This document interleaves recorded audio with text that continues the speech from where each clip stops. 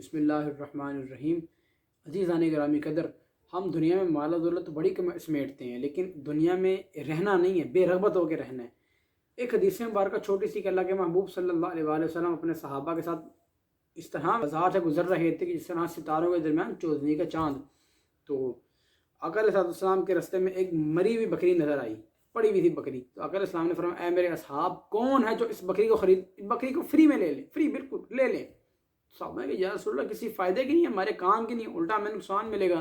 آقا علیہ السلام نے فرمایا، ایز اٹ از دنیا ہے، کہ دنیا کو اتنا استعمال کرو جتنا کہ تم ضرورت کے تحت بس سرسری سے استعمال کرو، اس کے اندر راغب ہو کے نہ رہ جاؤ، اس کے اندر ہی گھس کے نہ رہ جاؤ۔